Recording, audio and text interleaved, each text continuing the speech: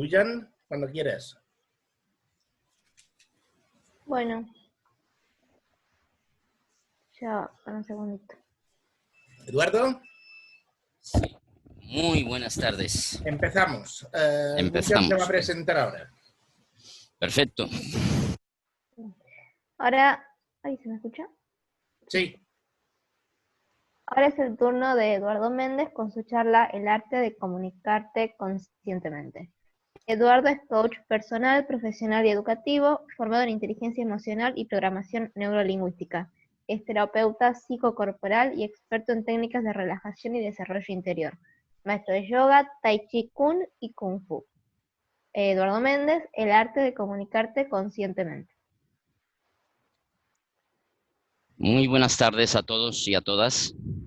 Bueno, primero agradecer a Mario y a todo su equipo organizativo por esta invitación. A Mario lo he podido conocer a través de mi compañero y amigo Manuel Conde, con el que colaboro y sé que ha estado con todos vosotros el pasado viernes. Con él me une una profunda amistad y además inquietudes profesionales.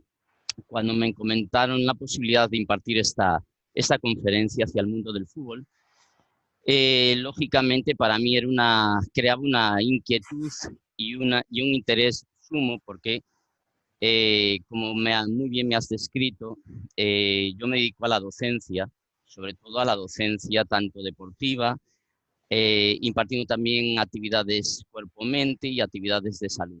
Pero me dedico al deporte desde hace más de 34 años, profesionalmente hablando, y más de 45 años pues como deportista profesional y semiprofesional. En todo este tiempo hay un aspecto, un denominador común que para mí ha sido fundamental, es decir, cómo podíamos trascender, cómo podíamos mejorar, cómo podíamos evolucionar las personas. Y ahí me di cuenta de la enorme importancia que tenía la comunicación. El título de la ponencia de hoy, El arte de comunicarte conscientemente, tiene que ver precisamente con la importancia que la comunicación tiene en la vida de las personas. Y cuando hablamos de deportistas, estamos hablando de cómo incluso podemos mejorar tanto el rendimiento deportivo a nivel individual como podemos mejorar las relaciones a nivel de equipo. ¿En qué consiste realmente el arte de la comunicación consciente? Cuando hablamos de comunicación, como decía hace un momento, efectivamente la comunicación es esencial en la vida de las personas. Si entendemos que los procesos de comunicación determinan en gran medida cómo nos relacionamos con nosotros mismos y cómo nos relacionamos con otras personas, cuando comprendemos que la comunicación representa un elemento capital en nuestra salud, porque como muy bien indican los estudios científicos y las antiguas sabidurías milenarias, nuestro cuerpo, nuestras células escuchan nuestros pensamientos y nuestras emociones. El poder que las emociones tienen en nuestra salud. Por otro lado, una vez vamos comprendiendo los procesos de comunicación, nos damos cuenta que efectivamente generamos una dinámica mental, generamos unos pensamientos cotidianos y en ocasiones a través de estos pensamientos cotidianos creamos autosabotajes. ¿Por qué pensamos como pensamos? ¿O por qué sentimos como sentimos? Y muy importante, ¿por qué actuamos como actuamos? A partir de ahí, cuando uno va entrando en esos procesos de comunicación y los va entendiendo, es cuando podemos hablar de qué recursos utilizar para que la comunicación trabaje a nuestro favor. Es decir, hablamos del neurolenguaje. ¿Qué trascendencia tiene ese diálogo interno y qué trascendencia tiene el diálogo entre personas? ¿Cómo podemos generar cambios? Es decir, ¿cómo puedo generar una comunicación emocional, consciente, que parte del respeto y la comprensión con uno mismo y entre personas? Es decir, poder hablar, poder comunicarse sin agresiones verbales y obtener un resultado. Aquí estaremos hablando realmente de inteligencia emocional y de inteligencia social. Ambos campos son determinantes hoy cuando hablamos de la resolución a nivel de liderazgo, gestión de conflictos. Es decir, sabemos hoy en día que en gran medida el éxito de la vida depende realmente de cómo gestionamos las emociones propias y cómo interactuamos con las emociones de los demás. El arte de comunicarte conscientemente contempla todos estos campos que acabo de mencionar. Si nos centramos en el estudio de la mente, nos encontramos con lo siguiente: todos los procesos cognitivos y emocionales se basan en la combinación de hormonas y neuronas. Es decir, nuestras emociones, nuestros pensamientos están supeditados a respuestas que generamos a través de cómo interpretamos y metabolizamos las circunstancias que nos rodean, los acontecimientos que tienen lugar a nuestro alrededor.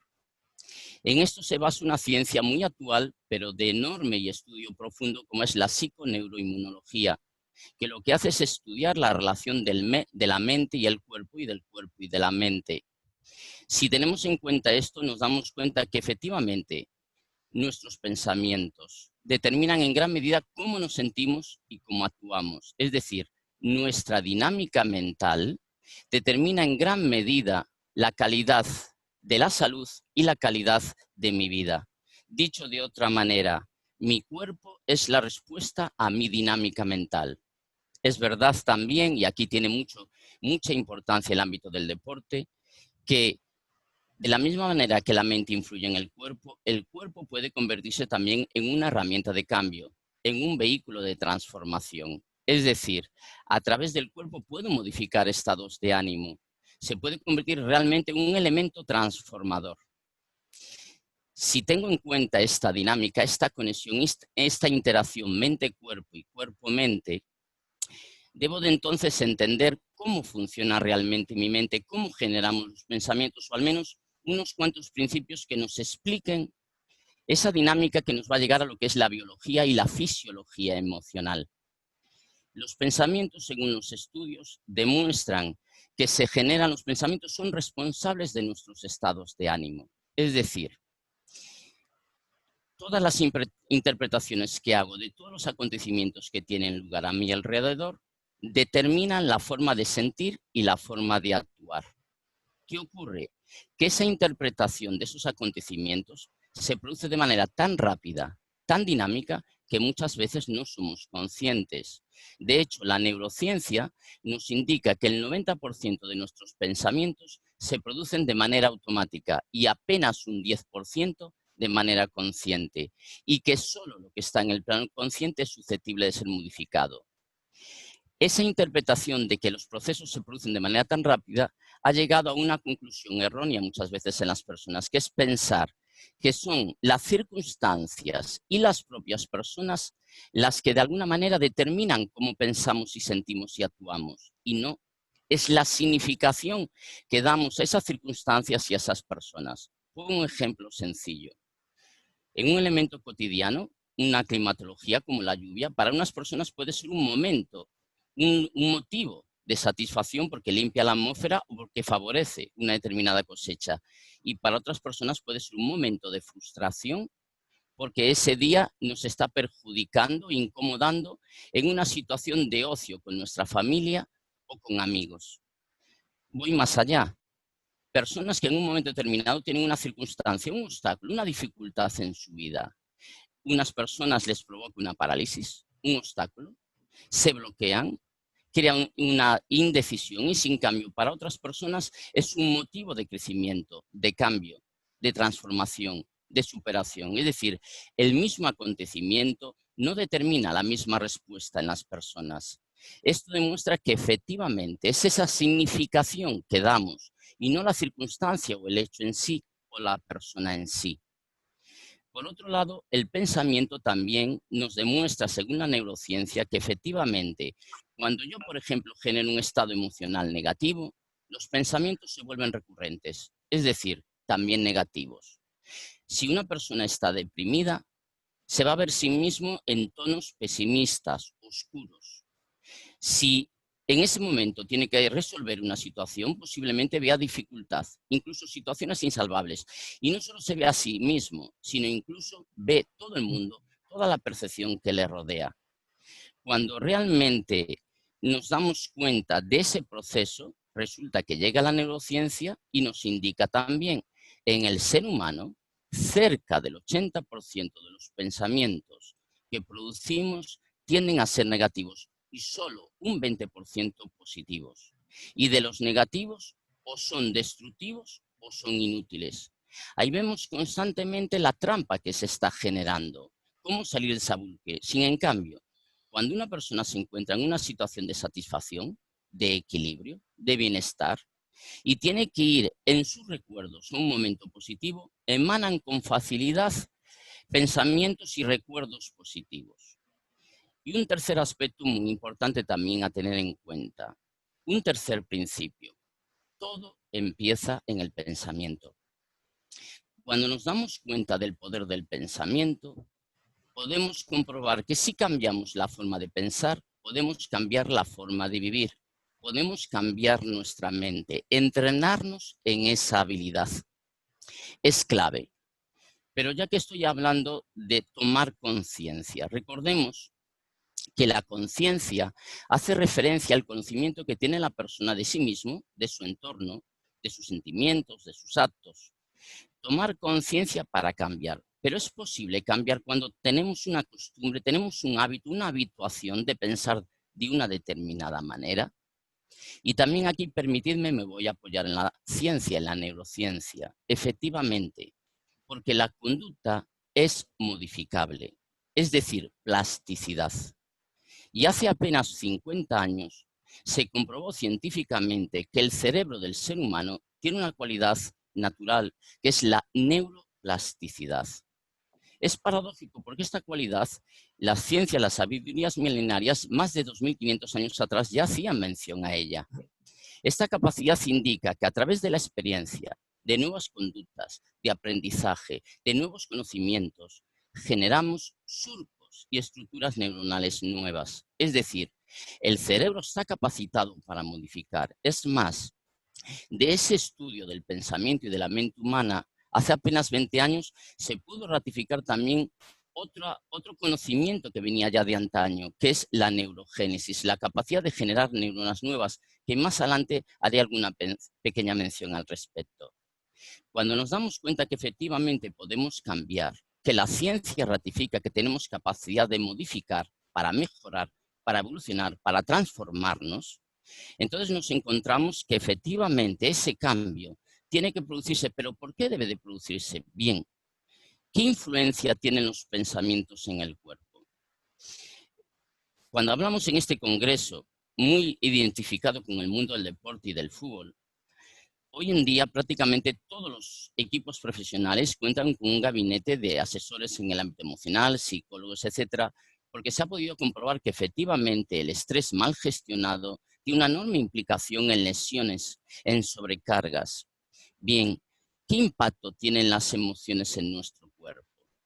Es decir, si yo me voy a un ámbito clásico, decíamos hace unos minutos atrás, el cuerpo es el resultado metabólico de nuestras experiencias. Hay un autor para mí de referencia ya en los años 80, Deepak Chopra, un médico indioamericano que decía que el cuerpo es el campo de batalla de las guerras que tienen lugar en nuestra mente. Y los antiguos decían que el cuerpo grita cuando la mente calla. Tanto es así que si queremos observar cómo fueron nuestras experiencias pasadas, observemos nuestro cuerpo hoy. Y si queremos saber cómo va a ser nuestro cuerpo en el futuro, tomemos conciencia de cómo estamos vivenciando las experiencias y las situaciones que hoy nos están ocurriendo. Esto es muy importante a tener en cuenta, pero ¿cómo se produce realmente esa influencia en nuestro cuerpo? Muy bien. La ciencia ha comprobado que también el ser humano normalmente se pone en dos situaciones, genéricamente hablando. Se pone o en modo protección o en modo constructivo, es decir, de superación. Cuando estamos en modo protección tiene que ver con las situaciones de cambio, con el estrés. Las situaciones de cambio, el cambio es algo natural en la vida del ser humano, pero efectivamente cualquier situación de cambio puede generar un estrés. La respuesta al estrés en el ser humano es necesaria. Es más, como especie, no hubiéramos sobrevivido si no tuviéramos capacidad de respuesta en esas situaciones de estrés y en esas situaciones de cambio. Ahora bien, ¿qué es lo que ocurre? Cuando nos encontramos en modo protección en una situación de estrés, el metabolismo reacciona y genera una serie de cambios. Es decir, la interacción de nuestro sistema nervioso actuando en relación al sistema endocrino y a su vez interactuando con todos los sistemas del cuerpo. Cuando hay una situación de estrés, el sistema nervioso manda información y se segregan neurotransmisores y hormonas como el cortisol, la adrenalina y la noradrenalina. Esas sustancias son necesarias, pero sostenidas en el tiempo son tóxicas. ¿Qué pasa en ese momento? Pues que se activa el sistema nervioso autónomo simpático. Y lo que hace es, como el cuerpo tiene que responder a esa situación de estrés, reduce la sangre en la parte central del cuerpo, reduce la sangre en partes vitales del cerebro que facilitan la reflexión y que facilitan la clarividencia. Por eso en situaciones de estrés somos mucho más reactivos. Minimiza también la capacidad de nuestro sistema inmunológico, incluso nuestra regeneración celular también se ve mermada. Esas sustancias, esas hormonas sostenidas generan realmente un desgaste, incluso un envejecimiento, y afectan realmente a una situación de no salud. De ahí que sea muy importante generar las situaciones de estrés. Pero paradójicamente, ¿qué ocurre cuando estamos en una situación de construcción positiva, de bienestar? Pues que lo que activamos es justo lo opuesto. Activamos nuestro sistema nervioso autónomo parasimpático. En ese momento, a través del sistema parasimpático, lo que hacemos es incrementar hormonas como la dopamina, la oxitocina y la serotonina. Son hormonas que facilitan confianza, capacidad para tolerar el esfuerzo y el dolor, afecto y amor. Es decir, son sustancias que están generando salud. Se incrementa toda la sangre en la parte central del cuerpo y en el neocórtex. Somos más reflexivos, tenemos más capacidad para encontrar solución a los problemas. Y nuestro sistema inmunológico se incrementa, está mucho más activo. Estos estudios que han comprobado que, por ejemplo, que además del cerebro encefálico, tenemos un segundo cerebro en el corazón, con 40.000 neuronas extraordinariamente sensitivas y un tercer cerebro en el tubo digestivo, directamente relacionado con nuestro sistema encefálico. Esos tres cerebros trabajan en correlación. Hay una gran conexión entre ellos cuando nos encontramos en una situación de equilibrio y bienestar. Este impacto que nuestras emociones, la forma de percibir las cosas tiene, hay una reacción bioquímica en nuestro organismo. En un deportista, una situación de estrés sostenida en el tiempo, como decía, puede dar lugar realmente a sobrecargas musculares mucho más frecuentemente. Aquí incluso esos esfuerzos continuos puedan dar lugar a que la musculatura no responda de manera adecuada porque el metabolismo esté acelerado. O puede dar lugar a un estrés articular. A todos nos suenan jugadores de cristal que tenían que ver con ciertas lesiones muy recurrentes. Un autor que también suelo recomendar y considero una verdadera referencia porque vino a ratificar científicamente qué impacto tenían las emociones en nuestro cuerpo, en nuestro organismo, es Bruce Lipton, el creador del concepto de la epigenética o biología de la creencia. Vino a ratificar científicamente, como biólogo que es, efectivamente que el pensamiento es capaz de modificar la materia, que el pensamiento modifica incluso nuestro código genético, que el pensamiento, cuando hablamos de salud, es más importante que la propia influencia genética. Aquí podamos entender entonces realmente esa relación del pensamiento y las emociones con nuestra salud. Si tengo en cuenta esto, puedo tomar conciencia de qué importante es gestionar las emociones, gestionar los pensamientos, gestionar los sentimientos. Bien, teniendo en cuenta esta importancia, esta trascendencia, examinemos cómo generamos los pensamientos habitual o cotidianamente, es decir, lo que yo suelo describir como dinámica mental. ¿Cómo generamos los pensamientos cotidianos? ¿Cómo a veces creamos autosabotajes?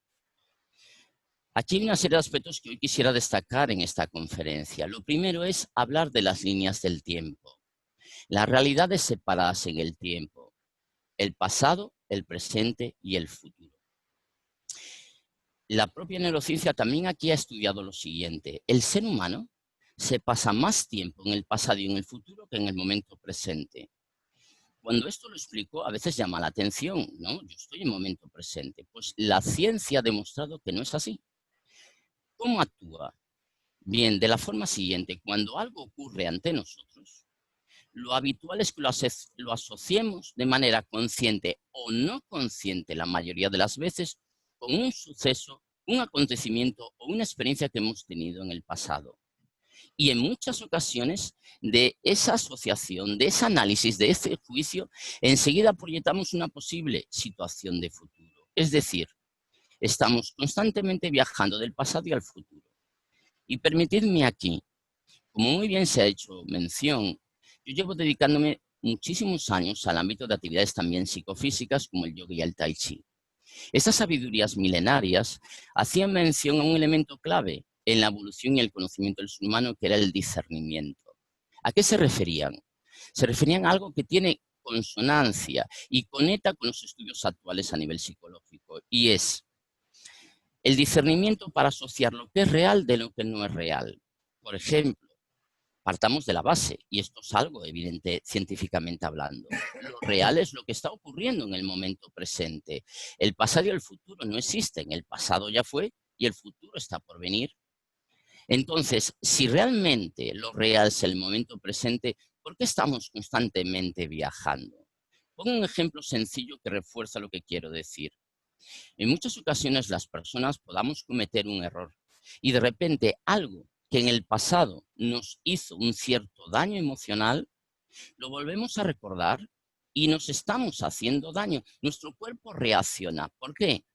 Porque el cuerpo no distingue si lo que está en ese momento en nuestra mente, si nuestros pensamientos están ocurriendo en ese momento, reacciona al pensamiento en ese momento, independientemente de que esté ocurriendo o no. Por eso a las personas, los acontecimientos del pasado, si no son satisfactorios, efectivamente siguen creando pues, una molestia en el estómago, una jaqueca, es decir, hay realmente una respuesta. Pero es más, es que cuando nos vamos a ese tipo de pensamientos negativos, después a veces proyectamos en el futuro también la misma incertidumbre de esa situación que se pueda volver a producir. Y la neurociencia ha comprobado, y antes lo decía, que efectivamente el ser humano tiende mucho más a los pensamientos negativos que a los positivos. Y cuando vamos al pasado, nos encontramos con lo siguiente. Las emociones más recurrentes tienen que ver con el victimismo, con el resentimiento, con la culpa. Emociones que también sostenidas en el tiempo pueden dar lugar a una depresión.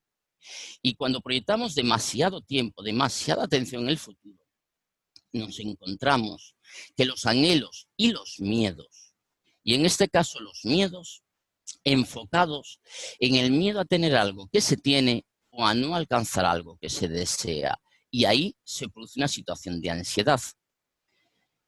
En prácticamente todos los países occidentales, la depresión y la ansiedad son los dos cuadros, las dos patologías más presentes, antidepresivos y ansiolíticos, lo más recetado en el ámbito farmacéutico. Efectivamente, el ser humano cae con mucha facilidad en esa trampa de las líneas del tiempo. ¿Cómo podemos eliminar, cómo podemos cambiar, cómo podemos modificar? Obviamente, vivenciando más el momento presente.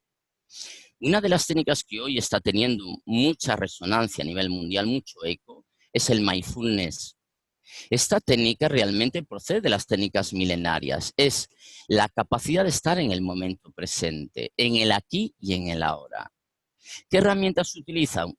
La primera, la respiración consciente. ¿Por qué? Sencillo. Porque la respiración es un proceso fisiológico que solo se puede producir en el momento presente. No puedes respirar en el pasado, ni puedes respirar en el futuro. La respiración determina, si la entrenamos adecuadamente, incluso cómo nos sentimos. Si realizamos una respiración profunda y consciente, generamos toda una serie de cambios bioquímicos positivos. Ventilación pulmonar en mayor medida, mayor capacidad de eliminar toxinas, equilibrar ácidos y alcaliles, oxigenar el cerebro, etc, etc, etc. Bajar la presión arterial. La respiración en sí misma tiene unos enormes beneficios, pero el simple hecho de centrar la respiración en ella facilita esa capacidad de momento presente. ¿Qué debemos de invitar? Efectivamente a realizar algunos ejercicios de respiración a lo largo del día y de manera más o menos permanente en el tiempo. De hecho, el mindfulness, además de la respiración, le suma la percepción de los sentidos, la vista, el oído, el olfato, el tacto. Es decir, tomar conciencia de lo que vemos, de lo que sentimos, de lo que escuchamos, de lo que tocamos, y hacerlo, como más adelante voy a explicar, desde una posición positiva, constructiva. Permitidme un pequeño ejemplo del poder de la respiración, que todo deportista también debiera de entrenar a diario, más allá de los propios beneficios fisiológicos y cognitivos que la respiración nos aporta.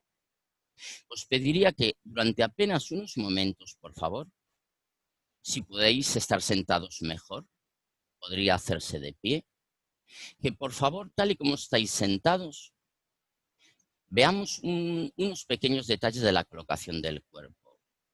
Colocad vuestras piernas un poquito separadas, que no estén cruzadas, y dejad que los pies descansen realmente sobre el suelo, sobre la tierra, relajados. Permitid que vuestras manos descansen sobre vuestras piernas sin esfuerzo. Poned vuestra columna lo más derecha, erguida posible, creciendo longitudinalmente.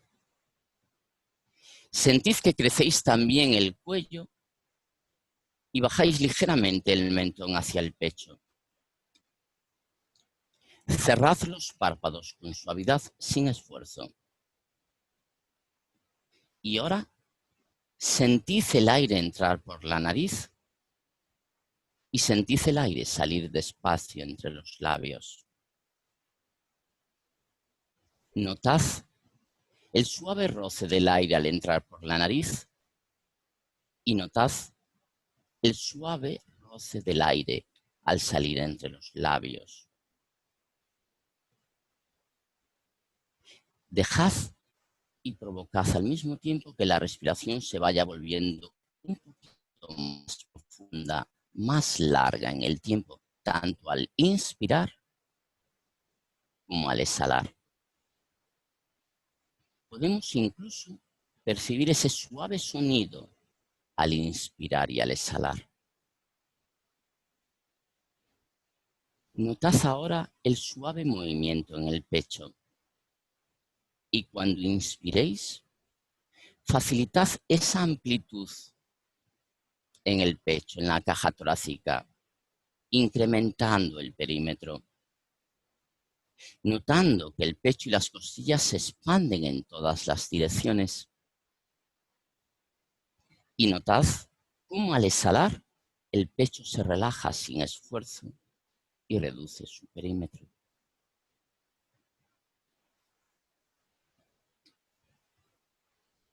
Percibid la sensación de quietud.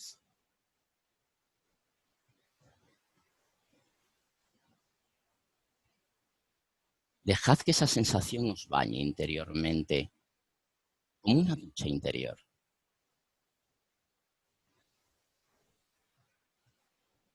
Y lentamente abrid los párpados. Si en este poco más de minuto y medio he podido lograr que realmente vuestra atención se haya centrado en la respiración, durante estos momentos no ha existido el pasado y el futuro, solo ha existido el momento presente. He aquí una herramienta para salir de esa dinámica, hay muchas. Es una herramienta sencilla que está al alcance de todos. Efectivamente, las líneas del tiempo pueden provocarnos autosabotajes, sobre todo por lo que decía, tendemos más a ser recurrentes en los pensamientos negativos que positivos, aunque también hablaremos de cómo mejorar y solucionar ese tema. Otro aspecto dentro de nuestra dinámica mental es lo que yo defino por el PAT. Son 3 siglas, P-A-T, proyección, atracción y transformación. ¿A qué se refiere? En nuestro pensamiento cotidiano, en por qué pensamos como pensamos, por qué sentimos como sentimos y por qué actuamos como actuamos. Bien, proyección hace referencia a que proyectamos fuera lo que llevamos dentro. Es decir, tal y como me siento, yo me comunico ante los demás a través de mis emociones. Soy ante los demás una proyección de mi sentir, de mis emociones. Proyecto fuera lo que llevo dentro.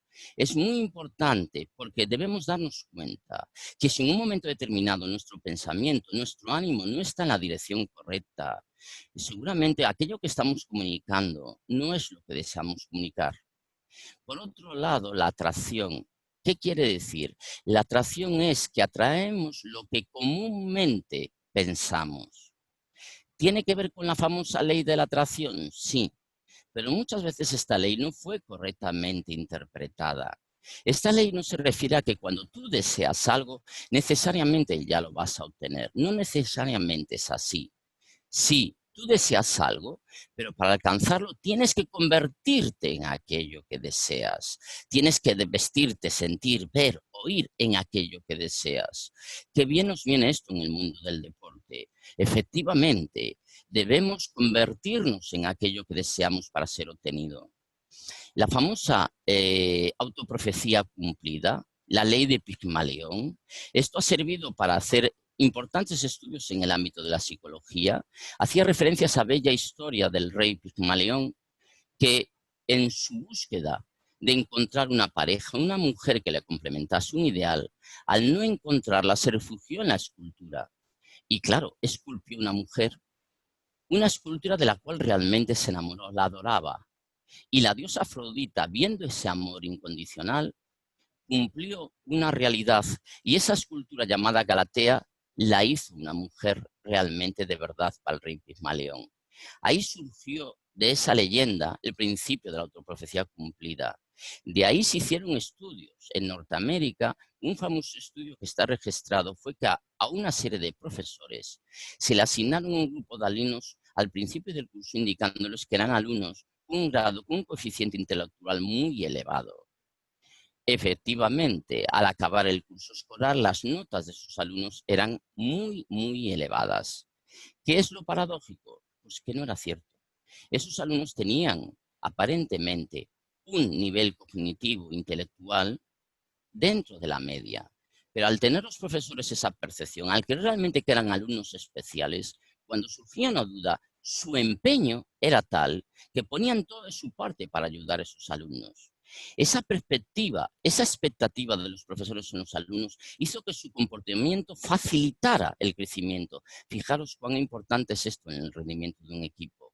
No trates a las personas por lo que son, sino por lo que pueden llegar a ser. Aquello que crees, lo creas. El pensamiento modifica la materia. ¿Veis la relación con lo anterior? ¡Qué increíble! Efectivamente, esa es la atracción y la transformación. Es tal nuestra energía, es tal nuestra capacidad como seres humanos, que en ocasiones no vemos lo que es, vemos lo que somos. Hasta el punto de que en ocasiones transformamos la realidad para adecuarla a nuestro sentir y a veces modificamos la realidad para adaptarla hacia nosotros.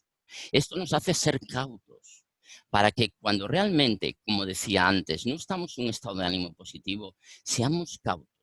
Fijaros, los antiguos decían una cosa: nunca tomes decisiones trascendentes si estás demasiado alegre o estás demasiado enfadado.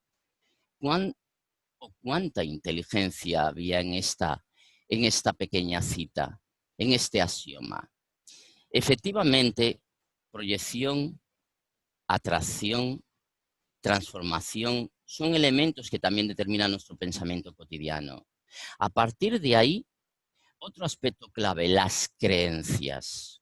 Las creencias. Es un tema que a mí me apasiona porque no solo la formación en el ámbito del coaching, de la inteligencia emocional, terapia psicocorporal, etcétera, etcétera. No, es que además todas las técnicas milenares sobre las que me he formado, el yoga, el tai chi y otras, hacían también referencia a esto. Las creencias son las gafas con las que vemos el mundo, son el filtro como percibimos el mundo. Es decir, los seres humanos, según cómo vemos el mundo, determina cómo nos sentimos y nuestras creencias tienen mucho que ver. Pongamos un esquema básico. Las creencias pueden ser globales o personales. Las creencias globales son aquellas que tienen que ver con la cultura y son muy poderosas, van de generación en generación. Las creencias personales son aquellas que vamos generando a través del conocimiento y de la experiencia. Efectivamente, hay creencias personales que nos vienen ya desde la infancia. especialmente de nuestros padres, también de nuestros primeros educadores. Las creencias vienen cuando las personas, decían los antiguos, es algo que, por ejemplo, Confucio y Sócrates, fijaros que dos personajes de historias y culturas distintas coincidían: conocerás al hombre a través de sus palabras. Permite que el hombre se exprese y lo conocerás. Porque efectivamente, a través de nuestras palabras, estamos expresando cómo pensamos y cómo opinamos. Las creencias determinan los estados de opinión y determinan las escalas de valores. Y también aquí nos podemos encontrar con creencias que nos limitan y con creencias que nos empoderan. Y todo el ámbito de la neurociencia nos invita a revisar periódicamente nuestras creencias, porque obviamente, ¿cómo puedo yo analizar si las creencias y la forma de pensar me limita? Los antiguos tenían un rasgo, un comportamiento en cuanto a enseñanza muy común con la psicología y el coaching actual: las preguntas. Encontrar preguntas cautivadoras. Y ellos decían, vale, las preguntas nos hacen más inteligentes, pero son las respuestas las que nos hacen más humanos.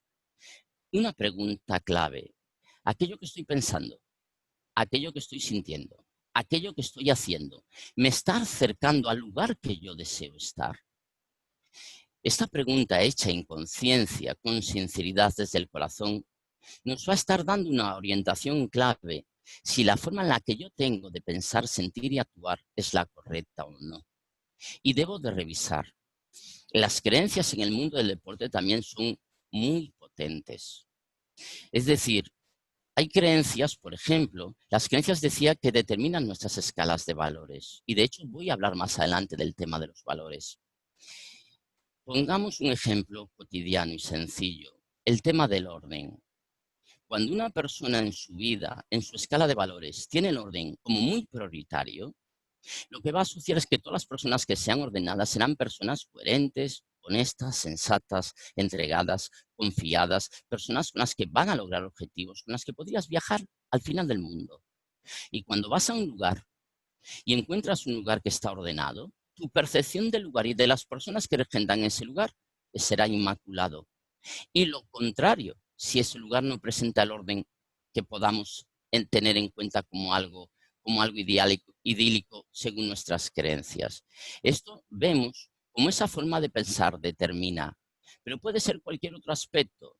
Las personas que, por ejemplo, en un momento determinado somos muy perfeccionistas, las personas que tomamos mucha conciencia del saber y del bien hacer, entendemos que aquellas personas que se esfuerzan cada día son personas realmente muy valorables. Y aquellas personas que entendamos que en un momento, aunque tengan un talento, no se esfuerzan, nuestra percepción no es cotidiana. Efectivamente, nuestras creencias determinan nuestra forma de pensar y nuestra forma de sentir y nuestra forma de actuar. De ahí que efectivamente debamos de revisar las creencias. Son extraordinariamente poderosas y recordemos, el lenguaje se etiqueta por palabras. Las palabras, y después lo voy a reforzar, son el pensamiento hablado. Las creencias se manifiestan a través de nuestras palabras. De hecho, nuestros pensamientos, recordad, se convierten en palabras. Esas palabras van a dar lugar a una serie de emociones. Esas emociones van a provocar una serie de acciones. Esas acciones generarán una serie de hábitos. Esos hábitos, unas conductas. Esas conductas generan un carácter y el carácter determina nuestro destino. Efectivamente, todo esto lleva una escala y la propia neurociencia así lo ha ratificado. Una vez me doy cuenta de cuán importante es la comunicación, nuestras emociones, porque influyen en mi salud. Una vez me doy cuenta de cómo generamos esos pensamientos cotidianos y cómo podemos crear a veces trampas y autosabotajes, debo de utilizar herramientas. Mirad, yo estoy especializado en la utilización del cuerpo como herramienta de cambio. Pero hoy quiero centrarme en un aspecto que es fundamental y que tiene un poder enorme para generar cambio y transformación en el ser humano y generar cambio y mejora en cualquier deportista de cualquier ámbito deportivo, como es la comunicación. Cuando hablamos de comunicación, hablamos tanto de comunicación intrapersonal y de comunicación interpersonal. Comunicación interpersonal, nuestro diálogo interno comunicación interpersonal, nuestro diálogo, nuestra conversación con otras personas. Hacía mención al comienzo que se sabe que en gran medida el éxito en la vida depende de cómo gestionas las emociones propias y cómo interactúas con las emociones de los demás. La comunicación intrapersonal habla de ti mismo, de la autoestima, de cómo te relacionas contigo mismo, porque se sabe que la manera en la que te relacionas contigo mismo va a tener una gran importancia en cómo te relacionas con los demás. Y cuando hablamos de la comunicación intrapersonal, estamos hablando de la palabra. Hacía mención, el pensamiento se etiqueta por palabras. Nuestro diálogo interno, nuestro pensamiento se etiqueta por palabras. Y las palabras, nos encontramos con palabras que tienen encanto, que tienen buena vibración, un bienestar. Y nos encontramos con palabras con baja vibración, malestar. Las palabras nos están enseñando nuestra forma de sentir y nuestras creencias. Querría decir esto, que si tengo la capacidad de modificar la comunicación, de modificar las palabras que utilizo, ¿puedo cambiar la forma de pensar? Sí, sí y sí. Las palabras, si las manejamos con inteligencia, pueden dar un vuelco en nuestra vida. Decía, palabras que tienen alta vibración, que son sonido, son energía, extraordinario, increíble, impresionante. Sin cambio, utilizo palabras como abatido, desolado, triste, entregado. Ya veis que mi tono tiende con facilidad ya también a apagarse en consonancia con la propia palabra. Efectivamente, la palabra tiene un eco trascendente.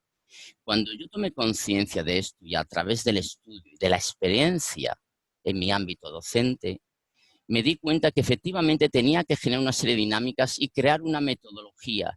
Estudié todo lo posible sobre la comunicación.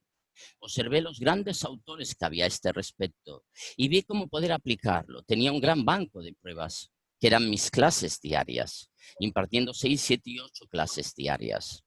Bien, entonces cuando me di cuenta de esa trascendencia, lo primero que dije, vale, me doy cuenta que hay un aspecto clave. Antes te hablaba de las creencias y dije, tengo que revertir los valores. Si las creencias determinan los valores, si yo utilizo unos valores determinados a los que realmente me quiero dirigir, si yo utilizo unos valores, por ejemplo, honradez y honestidad, pasión y entrega, confianza y dedicación, diferencial, ser el mejor, no con respecto a los demás, conmigo mismo, mejora y logro continuo, son valores. Esos valores tenían que ver con las creencias. Me centré en poner en mi vida valores que me acercaran allí donde yo quería estar. Por un lado, ser mejor persona. Por un lado, tener un mejor rendimiento como profesional en el ámbito docente. Por otro lado, un mejor rendimiento en el ámbito deportista.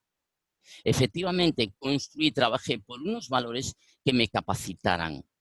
Porque me di cuenta que dentro de ese tema de valores surgía un componente, la metáfora. La metáfora son esas frases cortas y hechas. Yo, que también enseño Tai Chi Yoga, era como las afirmaciones, como los mantras clásicos. Cuando una persona me dice, no, yo no hago yoga, yo no hago mantras. Y le pregunto, ¿alguna vez te sentiste cansado? Sí. ¿Y te lo repetías ese día frecuentemente? Sí, la verdad es que con bastante repetición. ¿Y se lo comentabas a alguien? Pues la verdad, cada persona con la que me encontraba, qué cansado estoy. ¿Te das cuenta que eso es un mantra? Y que, como dije antes, cuanto más repites, más afirmas. Un pequeño dicho antiguo, si no te gusta el eco de lo que estás escuchando, posiblemente tengas que hacer un análisis, porque aquello que estás emitiendo hacia el exterior es aquello que estás recibiendo. Tienes que cambiar aquello que emites. Efectivamente, metáforas como no puedo, no soy capaz, imposible, me siento cansado. Algunas, además, terriblemente negativas para nuestra salud. Estoy al final del camino. Ese tipo de metáforas, de frases hechas, son mucho más comunes de lo que las personas toman conciencia y está en muchas personas. Dar un vuelco a esas metáforas por el hecho de soy capaz. Yo en este momento elijo ser capaz. Yo en este momento me merezco todo lo bueno que ocurre en mi vida. Yo en este momento elijo ser el mejor, capacitarme, superarme. Doy gracias por la capacitación que tengo. Doy gracias, palabras que realmente me construyen, me permiten avanzar. Y me di cuenta que efectivamente desde los valores llegaba fácilmente a las metáforas y construir las metáforas y repetirlas una y otra vez.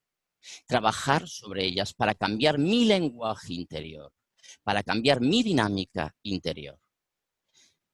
De ahí llegué a un elemento también clave, que era efectivamente el abecedario emocional. Pero ¿qué ocurre? Pues resulta que en el idioma español y en una gran mayoría de los idiomas occidentales se ha estudiado que casi las 2/3 partes de las palabras son negativas. Es decir, que también ahí nos encontramos con un sabotaje. En el español se encuentran cerca de 350.000 palabras, incluyendo el castellano antiguo. Y una persona media utiliza entre 1.000, 1.200 y 1.400 palabras. Pues también se ha comprobado que se tiende a utilizar más palabras negativas que positivas. ¿Qué hice? Busqué cómo crear una metodología para cambiar la forma de hablar. Y quise que de cada letra del abecedario escoger una serie de palabras. Empecé por 20, después me quedé en 10. De cada letra, la A, abundancia, alegría, afecto, asertividad de la B, belleza, bienestar, bendecido. De cada letra escogí un mínimo de 10 palabras positivas. Cuando lo iba haciendo tuve dificultad porque con la Q encontré prácticamente querer y quietud, solo 2. De la K no encontré ninguna, pero aplicando los valores de mejora continua, dije, pues me voy a otro idioma y me fui al japonés y busqué Kaizen, mejora continua, y Kitsugi, el arte de reconstruirse. Cuando llegué a la Z, puse Zen, esa tarasa, esa quietud, esa paz. Y con la griega se la sumé al Zen y mucho Zen. Fui buscando esas letras. Bien, ¿qué fue lo que hice? Ese abecedario emocional consciente quise convertirlo en un vocabulario de éxito. Cada día escogí, empecé por una palabra. Al cabo de aproximadamente un mes pasé a 2, después a 3, después a 4. Y cada día escogía esa palabra o conjunto de palabras y me la repetía el mayor número de veces posible. Pero atentos, no en una mera repetición, no. Si cogía la palabra, por ejemplo, belleza, profundizaba en la significación de la belleza. ¿Qué significaba realmente para mí la belleza? Y buscaba encontrar ese día la belleza en todo cuanto ocurría a mi alrededor. En una clase bien dirigida, en la actitud de una persona, en un gesto amable, en una visión de la naturaleza. Cada elemento que ese día me daba la oportunidad, observaba y sentía la belleza. Y lo hice así con cada una de las palabras. De hecho, palabras como bonomía, esas personas honradas, capaces, sinceras, honestas, serendipia, esa capacidad de encontrar un tesoro cuando estás buscando otra cosa. Localicé palabras de hermoso valor y las apliqué. ¿Y sabéis lo increíble? Que cuando empecé a cambiar esa percepción, porque provocaba en mí un determinado comportamiento y emoción, empecé a comprobar que lo que también había alrededor de mí cambiaba. Incluso cuando había personas tóxicas, esas personas, como yo me encontraba mejor, se alejaban. Incluso tenía la capacidad de influir positivamente en otras personas y de poder aportar recursos y conocimientos que también a esas personas les permitiese sentirse mejor y alcanzar aquellos objetivos que deseaban y se merecían. Empecé a lograr y a notar que efectivamente cambiando el lenguaje, y recuerdo que tenía muchos referentes. Uno de ellos me gusta también tanto la cultura oriental como la cultura clásica. Y un antiguo hombre de la antigua Roma, griego de origen, que fue esclavo y después liberto, Epicteto, decía, si cambias la forma de mirar las cosas que miras cambian. ¿Recordáis lo del estrés? Es cambio permanente. Ver el cambio, no desde lo negativo, ver el cambio desde lo positivo. Si cambias la forma en la que miras las cosas que miras cambian. El lenguaje era determinante. Me daba cuenta que tenía un poder con el lenguaje y con la comunicación como nunca me había imaginado. Y efectivamente eso lo apliqué al mundo del deporte y la obtención. Yo me dedicaba, ahora imparto menos clases, tengo profesionales a mi alrededor, muchas clases también en el ámbito infantil. Y notaba la respuesta en los niños. Notaba cómo cuando trabajaba sobre los refuerzos positivos, el estímulo era enorme. Si creaba una dificultad en un niño, siempre estaba atento a crear una situación de éxito para que el niño se viese capaz. Trabajando los valores de la capacitación, ¿recordáis?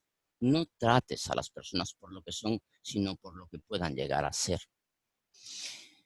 Me di cuenta que a través de ese lenguaje también cometíamos trampas y autosabotajes con el hecho de la construcción lingüística.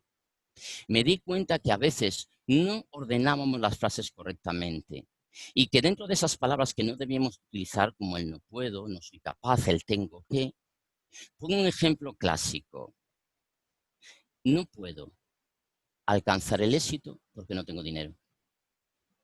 Pues cambio el orden, invierto la oración gramaticalmente, porque no tengo dinero, tengo que tener éxito. Y quito el tengo que por elijo, porque no tengo dinero, elijo tener éxito. ¿No puedo ser amable?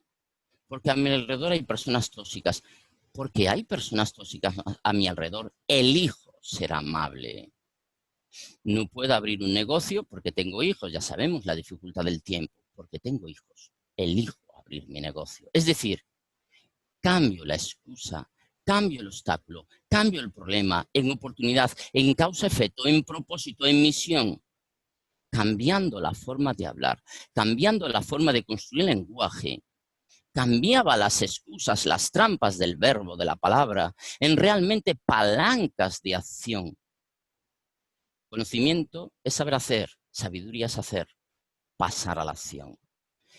Tanto las metáforas, las palabras, los valores, la construcción lingüística, herramientas para generar cambio desde el diálogo interno, para no caer esa trampa que decía que la neurociencia demuestra que nos vamos más a lo negativo que a lo positivo, que el lenguaje incluso nos plantea más palabras negativas que positivas. Si hablamos de rendimiento deportivo, si hablamos de labor de equipo, cómo dirigirnos, cómo hablar primero desde nosotros. Y cuando hablamos de la comunicación interpersonal, cuando hablamos de la comunicación entre personas, hay una cosa llamativa que también los estudios nos muestran. Fijaros, si en el diálogo interno la palabra representa prácticamente la herramienta fundamental de comunicación, cuando hablamos de conversación entre personas, la palabra solo representa apenas el 7% según los estudios. Y si en cambio la comunicación no verbal, todo el resto.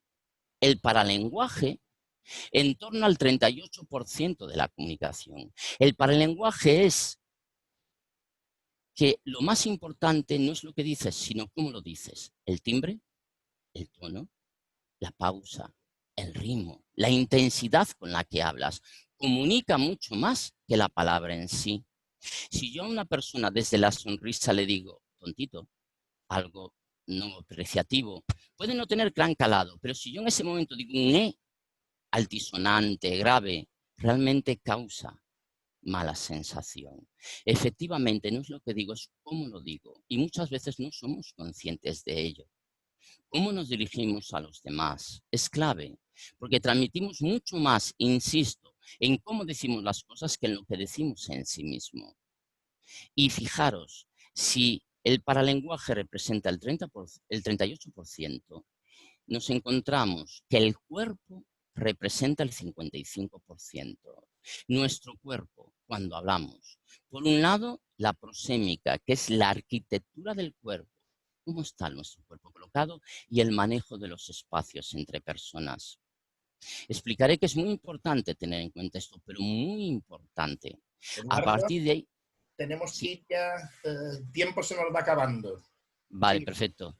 Bien, pues comentaba que a partir de aquí nos tenemos también la kinesia, que son los microgestos. Es decir, todas las expresiones que hacemos a través del rostro, de las manos, todo eso está transmitiendo mucha información.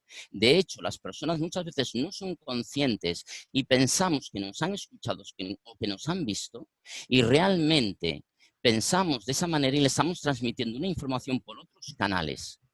Esto nos lleva a una comunicación emocional consciente. Debemos ser asertivos.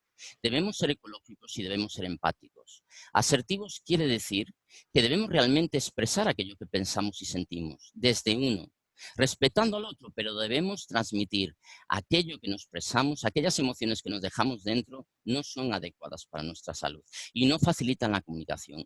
Ecológicos tiene que ver con el lenguaje, con no utilizar agresiones verbales.